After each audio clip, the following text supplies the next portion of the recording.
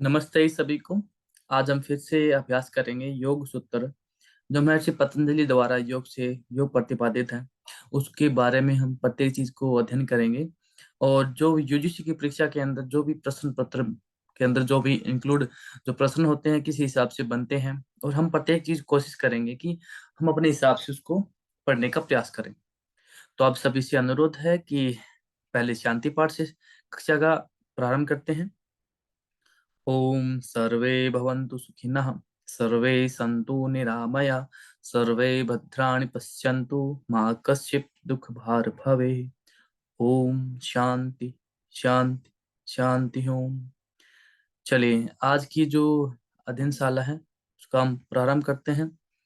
आपके समक्ष हैं, आपको सबको दिखाई दे रहा होगा पतंजलि योग सूत्र। इसके जो नोट्स हैं वो हम जल्द ही प्रोवाइड करवा देंगे आपको। किंतु आप सभी से अनुरोध यह है कि आप इसको अच्छे से समझें कि हमने इस पे किन किन चीजों पे ध्यान दिया है। तो आप भी कोशिश ये रहेगी कि आप इसको अच्छे से इसको समझने का प्रयास करेंगे।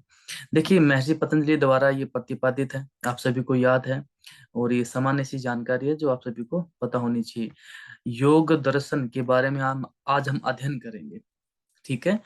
जो कि हमारा पतंजलि योग सूत्र और भी बहुत सारे ग्रंथ ऐसे हैं जो हमारी यूजीसी परीक्षा के अंदर पूछे जाते हैं, बार बार इन चीजों पे अध्ययन किया जाता है। तो चलिए उन पे हम चर्चा करते हैं। अभी देखिए योग दर्शन क्या है। पहले तो इसके नाम में क्या कुछ छिपा हुआ है उसको हम दर्शेंगे। दो शब्दों के मेल से ये शब्द बना है योग दर्शन। ठीक है। दर्शन का क्या तात्पर्य है, और दर्शन किसके माध्यम से हमें देखने को मिलता है। अब देखिए योग क्या है। योग तो आप सबको पता है। योग युज धातु से संकलित है, और इसका तीन अर्थों में इसका यूज किया जाता है। युजी योग है, युजी समाधि, युजर संयमनी। ठीक है ना। इस प्रकार से आपको पता है कि सामान्य तीन भाषाओं में इसको यूज किया जाता है। योग दो शब्दों के मेल से बना होता है जिसका अर्थ होता है जुड़ना। ठीक है। अब देखिए दर्शन, दर्शन का क्या तात्पर्य है इस स्थान पे, उसको हम अध्ययन करेंगे। ठीक है ना। जितना हमसे हो पाए उन चीजों पर हम थोड़ा सा डिस्कस करने का प्रयास करते हैं कि योग क्या है, और यह कैसे हमें हमारे जीवन काल में हमें काम आता है। अब देखिए दर्शन क्या तात्पर्य है। दर्शन को हम समझने के लिए इसको हम पहले डिफाइन करेंगे अर्थ के ऊपर, कि ये अर्थ क्या है। दर्शन का अर्थ होता है दृष्टिकोण। ठीक है। दृष्टिकोण हम कह भी सकते हैं कि लोगों का नजरिया हम कह सकते हैं, या फिर किसी भी चीज का देखने का एक नजरिया होता है, और कि जिसके माध्यम से हमें देखने को भी मिलता है। योग सूत्र में अलग अलग भाषा में क्या कहा गया है, दृश्यते अनेन इति। ठीक है ना। कि जिसके माध्यम से देखा जाता है, अनेन इति जिसके माध्यम से देखा जाता है, उसे हम दर्शन कहते हैं। या जिनके पद चिन्हों पे हम चलते हैं। ठीक है। या फिर हम इसको ये कह सकते हैं कि एक मिरर की भांति, या फिर एक कह सकते हैं कि जैसे मोबाइल का कैमरा है, या फिर मोबाइल है हमारे माध्यम हम हमारे हाथ में, तो उसके माध्यम से हम जिस चीजों को देखते हैं। ठीक है। दर्शन जो जैसे कि हम ये भी कह सकते हैं कि हम हमारे माँ बाप के की आंखें हैं जिन जो हमें हमें देखते हैं। ठीक है। अब देखिए जो मैं आपको बता रहा हूँ उसको अब मैं कोशिश ये भी चाह रहा हूँ कि आप इस चीज को समझ रहे हैं अच्छे से अच्छे प्रकार से। ठीक है। तो अब आगे देखिए इसका और क्या तात्पर्य है, इसका भाव क्या है। भाव पे चर्चा करते हैं कि भाव के बारे में क्या बताया गया है। ठीक है। कि जिसके द्वारा हमें संसार की दृष्टि मिलती है, यानी जो मार्गदर्शन मिलता है, जो आपको मैंने बताया था मार्गदर्शन मिलता है, उसका काम होता है। वो क्या चीज होती है, दर्शन। ठीक है ना। अब दर्शन के बारे में आपको किसी भी माध्यम से पूछा जा सकता है, दर्शन क्या है, आपके इंटरव्यू में पूछा जा सकता है। ठीक है। तो वो एक महर्षि पतंजलि ने योग को एक अच्छे से सूत्र के अंदर इसको पिरोया है, और अच्छे से साधकों के लिए बहुत अच्छी चीजें इसमें बताई गई है। ठीक है। अब आप ये देखिए कि हमारे शास्त्रों में केवल 6 दर्शनों के बारे में बताया गया है। वैसे तो 9 दर्शन है, किंतु किंतु ऐसा है कि जो तीन जो दर्शन और बच गए वो हमारे नास्तिक हैं, जिसमें ईश्वर की महिमा महिमा के बारे में पता नहीं, उसमें वर्णन नहीं किया गया। वो ईश्वर को नहीं मानते, वो अपने कर्म निष्ठा पे अधिक विश्वास करते हैं। ठीक है। लेकिन हमारे भारतीय परंपरा के अंदर कि वो उसमें 6 दर्शनों के ऊपर अधिक विशेषता महत्व दिया गया है। ठीक है। और जो वेद से संकलित हैं, जो वेद के बारे में जो वेद के बारे में बताते हैं। और हमारे कितने वेद हैं वो आपको पता होगा कि हमारे 4 वेद हैं। ठीक है, तो ये देखिए, बिल्कुल सामान्य सी जानकारी आप सभी को ज्ञात होनी चाहिए इन जानकारियों के बारे में। ठीक है, और वो जो हमारे जो 6 दर्शन हैं, वो दर्शन कौन कौन से 6 दर्शन हमारे, वो इस प्रकार से ये दर्शन हमारे रहते हैं। सांख्य है, योग है, न्याय है, वैशेषिक है, मीमांसा और वेदांत। इनकी आपको ये तो पता ही होगा, सामान्य सी बात है, जो हम वाईसीबी की परीक्षा देते हैं उनमें इनके जो कहते हैं ना कवि कौन है, या फिर इनको हम ये कह सकते हैं कि इनके पोइटर्स कौन है, या फिर इनको हम कहते हैं कि इन्होंने इनको इनका लिखित किया, लिखित रूप में वर्णन किया। सांख्य किसने लिखा है? महर्षि कपिल ने दी लिखी है संख्या। हाँ, गुड। योग आपको पता है महर्षि पतंजलि द्वारा। न्याय कौन है? गौतम भगवान गौतम के द्वारा माध्यम लिखा हुआ है। वैश्विक कणाद के मुनि की। और मीमांसा आपको पता है कि हम इसको अलग ऋषियों के माध्यम से भी हम देखने को मिलता है। उसमें उत्तर मीमांसा है, पूर्व मीमांसा है। वेदांत को उत्तर मीमांसा भी हम कहते हैं, ठीक है ना, जो महर्षि वादरायण द्वारा लिखित है। ठीक है, तो इस प्रकार से आप सभी को ज्ञात होगा कि इन ऋषियों के नाम भी हमें अच्छे से पता होना चाहिए। अब देखिए, योग दर्शन क्या है। योग दर्शन के अंदर पता है कि 4 माध्यम बताए गए हैं, या 4 भागों में इसको विभक्त किया गया है, जिसके अंदर कितने सूत्र हैं? 195 सूत्र इसमें बताए गए हैं। 195 किसके माध्यम से बताए? व्यास व्यास वासियतों के माध्यम से, जो हम आज हम जिस जिस योग सूत्र का प्रतिपादन करेंगे, जिसके बारे में हम आज पढ़ेंगे, वो महर्षि पतंजलि द्वारा लिखित है, लेकिन इसमें व्यास भाष्य का अधिकतर इसमें अनुसरण देखने को मिलता है। तो व्यास भाष्य जी के माध्यम से जो भी हमें अनुसरणीय है, हमारे पूजनीय है, उनके माध्यम से जो हमें जो उनकी जो पुस्तक है उसमें जितने सूत्रों का वर्णन किया गया वो है 195। ठीक है ना, 195 इसमें सूत्रों का वर्णन किया गया है। हम कहीं पर एक एक्स्ट्रा इसमें ऐड कर देते हैं, जैसे इस सदस्य भी हम कहते हैं, वो हमारे कहीं पर भी शास्त्रों में मतलब वर्णन देखने को मिलता। अगर यूजीसी परीक्षा में अगर 196 आपका प्रश्न के अंदर आते हैं, तो आप इसको आप चिन्हित कर सकते हैं। ठीक है, अगर वहां पर आपको 195 नहीं दिया गया हुआ तो। ठीक है, किस प्रकार की संख्या है? 51 इसमें संख्या रहती है समाधिपाद। फिर साधनपाद में 55 या तो आप सामान्य परिचय है, आप सभी को पता ही होगा। विभूतिपाद के अंदर केवल 55 या केवल्य पाद के अंदर आपका 34 इसमें वर्णन देखने को मिलता है। ठीक है, बिल्कुल सामान्य सा प्रश्न है, आपको ये चीजें यहाँ बिल्कुल सामान्य जानकारी आपको देखने मिलेगी। और मैं ये चाहता भी हूँ कि आपको हर एक चीज का अच्छी सी जानकारी पता होना चाहिए। ठीक है, चलिए दोस्तों, अब आगे देखते हैं। यहाँ से मुख्य योग दर्शन का जो प्रारंभ होता है, मैं मुख्य इसलिए इसलिए कह रहा हूँ क्योंकि हमें इसका जो मुख्य एम है योग दर्शन का, वो हमें देखना होगा। मुख्य एम क्या क्या है? ये कहते हैं योग दर्शन। योग दर्शन के बारे में हमने पहले डिस्कस कर लिया। योग दर्शन क्या है? योग दर्शन में अंतःकरण की मुख्य अवधारणा चित्त के संदर्भ में बताई गई है। इसका तात्पर्य यह है कि इसका जो मुख्य है ना, योग दर्शन क्या कहता है?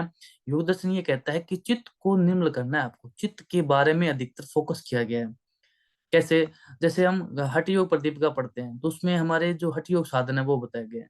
ज्ञान ऋषि हैं, वो शरीर शुद्धि के बारे में बताते हैं। ठीक है, इसी प्रकार से जो योग सूत्र है, जिस पर हम जो चर्चा का विषय बना हुआ है कि ये योग सूत्र है, ये किसका प्रतिपादित करता है? किसका करता है? चित्त का। अब आपको पता ही होगा चित्त के बारे में इतना क्यों डीप से बताया गया है, क्योंकि चित्त ही है जिसके माध्यम से आज के जो हमारे संस्कार है, हमारे कर्म है, वो सब चीजें इसके द्वारा निर्मित होती है। ठीक है, अब आप ये देखिएगा कि ठीक है, अब आप ये देखिए अंतःकरण। अब अंतःकरण क्या है? इस शब्द का यूज आपको पता ही है कि अंत यानी कि अंदर का है। ठीक है ना, करण क्या है? करण होता है एक साधन है, या फिर इसको हम ये कह सकते हैं, ये हमारी इंद्रियां हैं जो अंतःकरण को प्रवाहित करती है। ठीक है, अब सॉरी, अब अंत मतलब अंदर का, करण मतलब जो इंद्रियां हैं। अब आपको देखिए मैंने शब्द भी लिखा हुआ है। करण का क्या तात्पर्य है? इंद्रियां। इंद्रियों से हम क्या समझते हैं? साधन। साधन का क्या तात्पर्य होता है कि एक स्थान से दूसरे स्थान पे जाने के लिए हमें किसी व्हीकल साधन की आवश्यकता होती है।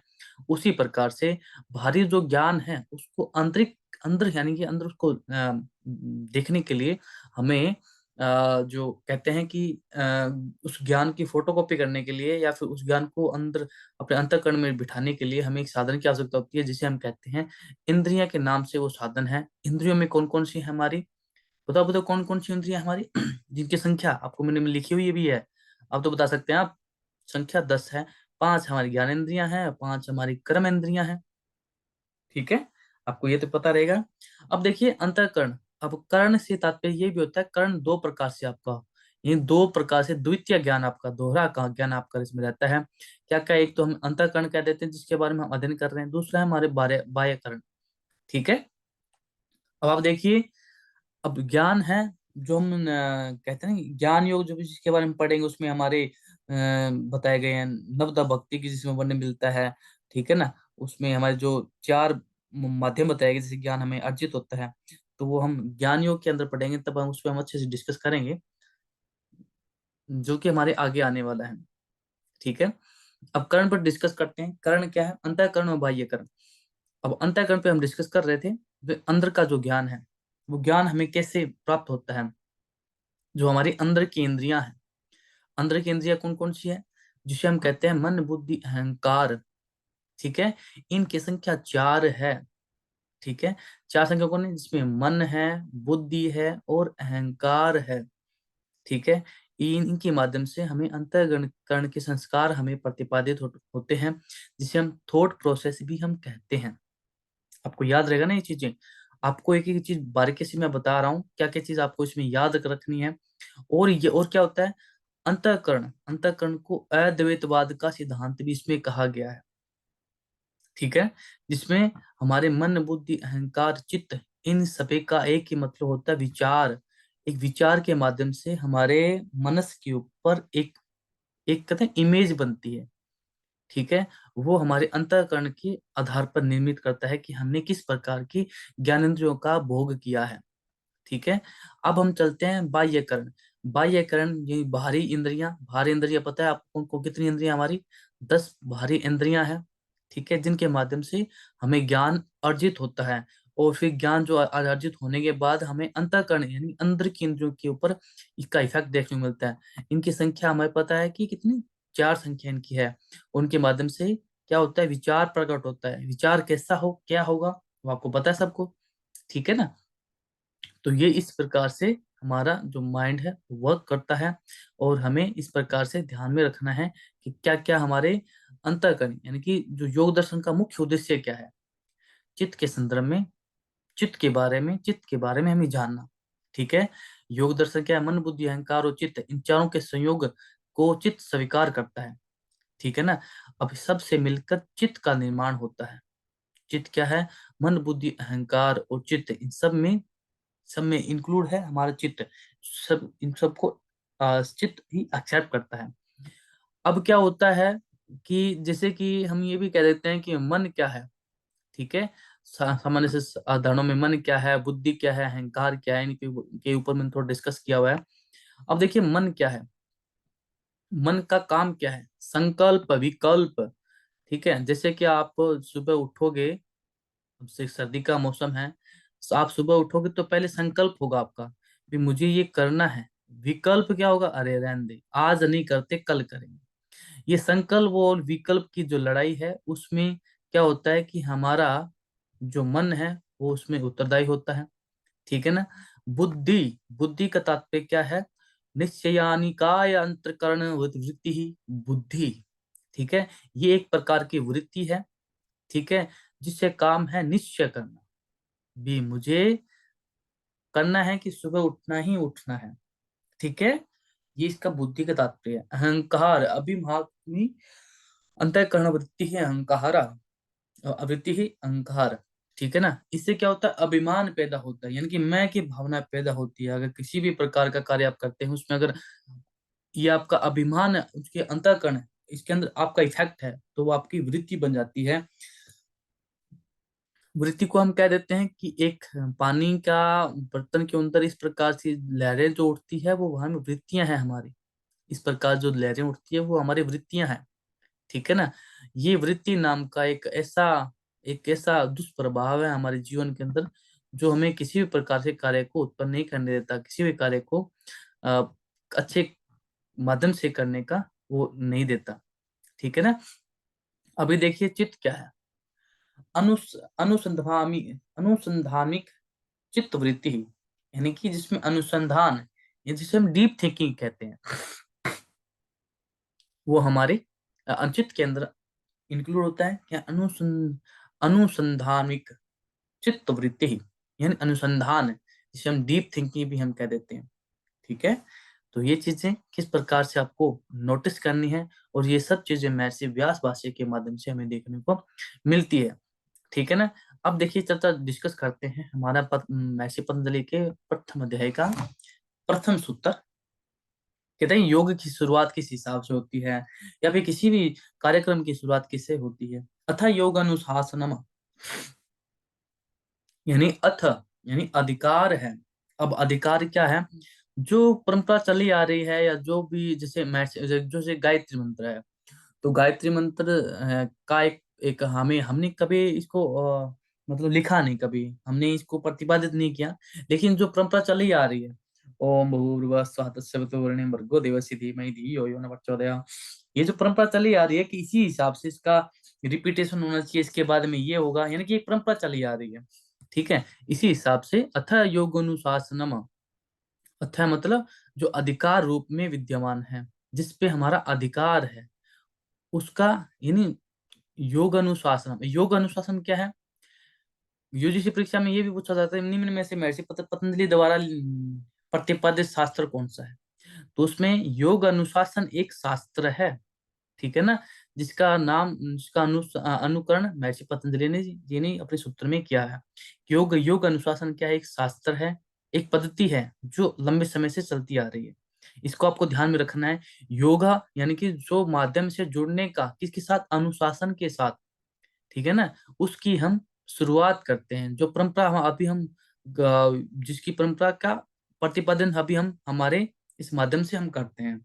कहते हैं योग के अनुसंधान के संदर्भ में जिस ग्रंथ पर चर्चा की गई है, वो है अनुशासन ग्रंथ कहा गया है, जिसे योग अनुशासन, योग अनुसंधान भी हम कहते हैं। ठीक है ना, ये ग्रंथ आपको याद रखना है। इसका नाम भी वर्णन आंसू में हमारे प्रश्नों में आ सकता है। अब योग क्या है, जिसके माध्यम तक हमें पहुंचना है। ठीक है ना, कहते हैं योग योग एकमात्र लक्ष्याभ्याम समाधि इति योगा, यानी कि योग का अर्थ है समाधि की प्राप्ति होना। समाधि क्या है, जिसमें चित्त का एक विषय से जुड़ जाना ही समाधि कहलाता है। सिंपल सी साधारण भाषा में, कि चित्त का कोई भी एक विषय से जुड़ जाना, वो आपका समाधि कहलाता है। ठीक है ना दोस्तों, आपको ये चीजें याद हो गया अच्छे से। हाँ, मैं कोशिश करता हूँ कि आपको ये चीजें अच्छी से बारीकी से आपको अच्छी याद हो जाए, और परीक्षा में अच्छे से अंक प्राप्त कर सकते हैं आप। ठीक है, अब प्रश्न ये भी उठता है, समाधि किसकी लगती है। ठीक है ना, अब देखिए समाधि किसकी लगती है भी, आप बताओ भी समाधि किसकी लगती है। हम जिस समाधि का अर्थ है किसी विषय में एक लग जाना। विषय क्या है, समाधि क्या है, यानी कि अपने आप का, अपने आप में कौन है, अहम, मैं, यानी कि मैं में क्या है, चित्त। चित्त का एक विषय में लग जाना समाधि कहते हैं। चित्त क्या है, चित्त कहते हैं कि कभी भी जीवन में आत्मा की समाधि नहीं लगती। आत्मा तो स्वच्छ है, निर्मल है। ठीक है, लेकिन जब चित्त के साथ ये जुड़ जाती है, तो शरीर का निर्माण होता है। अगर हमें मन को स्थिर करना है, तो चित्त को स्थिर करना जरूरी है। अगर चित्त स्थिर हो गया, तो आत्मा तो निर्मल है ही। आत्मा क्या है, कि आत्मा, ये मान के चलिए कि तीन व्यक्ति काम कर रहे हैं, आत्मा, मन और शरीर। जब मन और शरीर के बीच में जो डिस्कशन होती है, वो आत्मा दृष्टा भाव से उसको देखने का प्रयास करता है। आत्मा कोई डिसीजन नहीं लेती, आत्मा केवल दृष्टा भाव बनाए रखती है, यानी कि आत्मा स्थिर रहती है, बैठी रहती है। केवल उनके बीच में जो जो डिस्कशन हो रही है, उनके बारे में वो सिर्फ उनको देखती रहती है। ठीक है, तो आत्मा की कभी समाधि नहीं लगती, ये इस बात को थोड़ा ध्यान रखें आप लोग। आत्मा की कभी समाधि नहीं लगती। समाधि किसकी लगती है, चित्त की लगती है। ठीक है ना, अब किस किस अवस्थाओं में चित्त की समाधि लगती है, बताओ भी, किस किस अवस्थाओं में चित्त की समाधि लगती है। अब अवस्थाओं के बारे में तो आपको पता होगा, सिंपल सा वर्ड है, अवस्थाओं के बारे में पता होगा, है ना, पता है ना सबको। हाँ, गुड। इसी हिसाब से धीरे धीरे चीजों को हम डिस्कस करेंगे। ठीक है ना, किसकी लगती है, इन हमारी पांच अवस्थाओं में चित्त की पांच अवस्थाओं के अंदर समाधि लगती है। क्या पांचों अवस्थाओं में चित्त की समाधि लग जाती है, नहीं। ठीक है। इनमें समाधि तो लग जाती है, लेकिन योग की समाधि इन तीन अवस्थाओं में नहीं लगती। योग की समाधि इन दो अवस्थाओं के अंदर लगती है। ठीक है। अब देखिए अब देखिए क्या क्या है, सिप्त मूड विषिप्त समाधि तो लगेगी, किंतु योग योग नहीं कहलाएगा। समाधि तो इनमें लग जाती है। योग का अर्थ क्या है, तो अभी योग का अर्थ क्या है, यानी कि क्या समझते हो? योग से चित्त वृत्ति निरोध है, अगला जो परिभाषा हमारे पढ़ेंगे उसके बारे में हम डिस्कस भी करेंगे कि योग क्या है। योग जो हमने पीछे अभी अभी पढ़ा था कि योग का काम क्या है, योग क्या है। ठीक है। योग का मतलब क्या है, जो हम आमतौर पे पढ़ते आ रहे थे कि योग का अर्थ है जुड़ना किसके साथ, शरीर का आत्मा के साथ जुड़ना है, जिसे हम समाधि कहते हैं। तो योग क्या है, समाधि की प्राप्ति का एक मार्ग है। ठीक है। तो योग मतलब कि योग योग नहीं कहलाएगा। योग मतलब कि उसमें हम समाधि तो कहेंगे, लेकिन योग नहीं कहलाएगा। अर्थ जरूर मानते हैं कि समाधि है, किंतु वो योग नहीं कहलाएगा। क्योंकि इसमें क्या होता है कि जैसे कि सिप्त में क्या है आपका, जिसमें तमोगुण ही प्रधान रहता है। तमोगुण प्रधान आपका रहता है। ठीक है। अभी जिसमें सत्व रजस और तम है, लेकिन मतलब कि इसमें क्या रहता है, सत्व रजस तम इसमें रहता है, बल्कि इसमें सत्व की प्रधानता बिल्कुल शून्य हो जाती है। ठीक है। अब योग किसे कहेंगे, जिसके अंदर पूर्ण रूप से सत्व का प्रधान, जिसमें प्रधानता रहती हो। अब मूड में क्या है, मूड में पता है तमोगुणी रहते हैं। क्षिप्त में क्या होता है, सॉरी, क्षिप्त में क्या होता है आपका, पूर्ण रूप से जो तमोगुणी विद्यमान होता है मूड में। तमो तो विद्यमान होता है, साथ में रजो भी थोड़ा सा मूड हो जाता है। विक्षिप्त में पूर्ण रूप से आपका इसमें रजो गुण विद्यमान रहता है। तो इसमें हम समाधि, इसको समाधि कहेंगे, लेकिन योग नहीं कहेंगे। इसमें जिसमें अगर मान लीजिए समाधि किसे हम कहते हैं, जिसमें हमारे तीनों गुण हट जाते हैं, उसे योग की समाधि प्राप्त हो जाती है। अब निरुद्ध एकाग्र अवस्था में क्या होता है, पूर्ण रूप से सत्व गुण प्रधान रहता है। ठीक है। इसमें जब सत्व गुण इसमें प्रधान रहेगा तो उसे हम संप्रज्ञात समाधि कहते हैं। अगर निरुद्ध अवस्था में जब संप्रज्ञात यानी सत्व गुण भी हट जाता है, गुण मात्र यानी जो गुण भी उसमें शून्य हो जाता है, उसे हम असंप्रज्ञात समाधि कहते हैं। ठीक है। अब असंप्रज्ञात यानी कि यानी कि संपर मतलब अच्छे अच्छे प्रकार से, ज्ञात मतलब कि यानी पर मतलब जो प्रकट रूप में विद्यमान है। ठीक है। अगर इसको अच्छे से ज्ञान कहा जाए तो बहुत अच्छी बात रहेगी। ठीक, ज्ञात माने ज्ञान होना। ज्ञान किस प्रकार से ज्ञान हो हमारे, ठीक है ना, उन सब के ऊपर हम आज हम कर रहे हैं। किसके बारे में अधिकतर, किस विषय के ऊपर अधिकतर चर्चा की गई महर्षि पतंजलि ने, और बहुत ही अच्छे प्रकार से अगर इसको अच्छे से हम डिफाइन करेंगे तो बहुत अच्छे प्रकार से आप भी इस चीज को समझ पाएंगे। ठीक है ना। देखिए संप्रज्ञात समाधि का क्या तात्पर्य है, अगर इसको अच्छे से ज्ञान ज्ञान तो उसको क्या क्या लाभ मिल सकता है। ठीक है ना। यानी कि अगर संप्रज्ञात समाधि किसी को लगती है तो उसका क्या क्या अर्थ क्या है, उसको और क्या क्या लाभ उसको मिलता है। जो वस्तु जैसी है उसका वैसी समझ लेना, वो समाधि आपके संप्रज्ञात समाधि कहलाती है। क्लेशों का क्षय होना, क्लेश क्या है, अविद्या अस्मिता राग द्वेष अभिनिवेश। ठीक है ना। यानी कि क्लेशों का मतलब कि क्यों बनते हैं, ठीक है ना, क्लेश क्यों बनते हैं, रजस तमस के प्रभाव की वजह से। सिंपल सी बात है। ठीक है ना। रज रजस सॉरी रजस तमस की के कारण हमें हमारे जीवन के क्लेश बनते हैं। ठीक है। अब कहते हैं कर्म बंधनों को शिथिल करना कब होता है, जब आपकी आपकी निरुद्ध और एकाग्र अवस्था में जब आपके कर्म बंधनों का बिल्कुल शिथिल हो जाते हैं। ठीक है। कर्म क्या है, सकाम काम और निष्काम कर्म। सकाम क्या है, जो बंधनों में आपको ढालते हैं। निष्काम कर्म क्या है, जो बंधनों से आपको मुक्त कर देते हैं, जिसे योगी निष्काम कर्म करते हैं। जो कामनाओं से युक्त होकर नहीं, कामनाओं से नियुक्त होकर किए जाने वाले जो काम है, ठीक है ना, वो हमारा निष्काम कर्म है। आपको ये चीजों तो याद होगी। ठीक है ना। तो कर्म सिंपल सा वर्णन है, कर्म क्या है, कर्म एक बंधन है। बंधन, ठीक है ना, बंधन जिसमें होगा वो व्यक्ति योग साधना में परफेक्ट नहीं हो सकता कभी भी।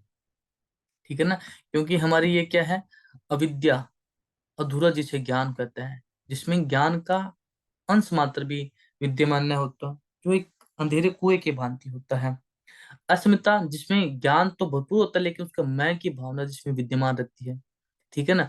अब ये देखिए लाग, जिसमें लगाव है, यानी कि जिसमें बंधन है, हमारा बंधनों का कारण क्या है? राग है।